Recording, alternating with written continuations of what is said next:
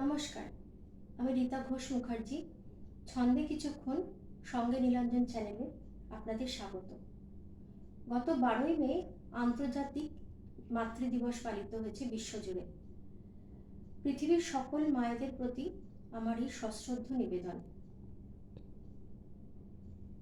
বিশ্বের সকল শব্দমালার মধ্যে যে শব্দটি আমাদের প্রত্যেকের জীবনে ভীষণভাবে প্রভাবিত করে, সেই শব্দটি হলো মা। তা সে মানবকুলই হোক বা অন্যান্য প্রাণীকুল।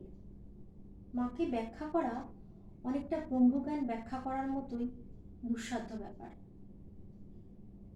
নিজেকেই প্রশ্ন করি, মা তো 365 দিন সাথে থাকেন, 10 মাস গর্ভে ধারণ করেছেন, তাহলে কেন এই আন্তর্জাতিক মাতৃদিবস?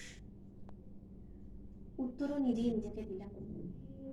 ভগবানও তো সময় আমাদের সাথে থাকেন, তবুও তাকে কেন্দ্র করে একদিন পুজো করা হয়, তাকে কেন্দ্র করে একদিন উৎসব পালন করা হয়। এটাও ঠিক তাই, তফাৎ শুধু মৃন্ময়ী আর চিন্ময়ীতে।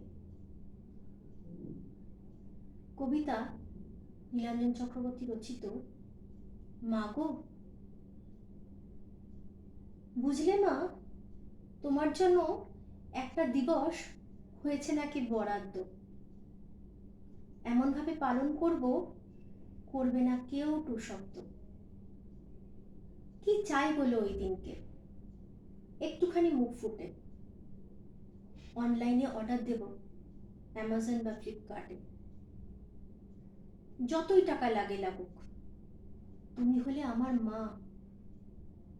এমন ভাবে পালন করব, দেখবে জ্বলবে অন্যরা।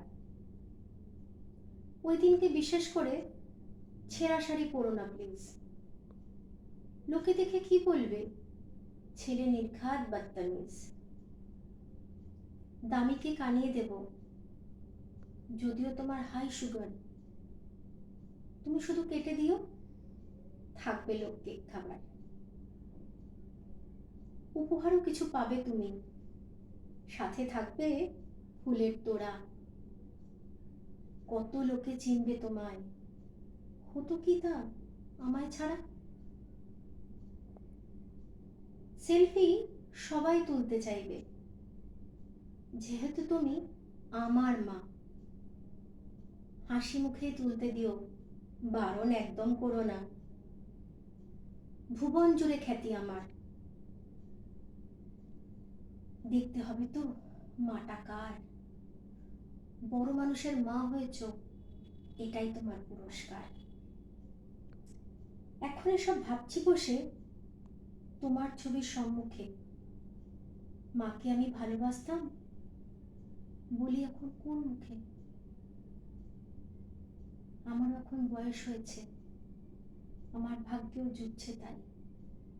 নিজের বিবেক খুবলিয়ে খায়, সেখান থেকে মুক্তি নাই।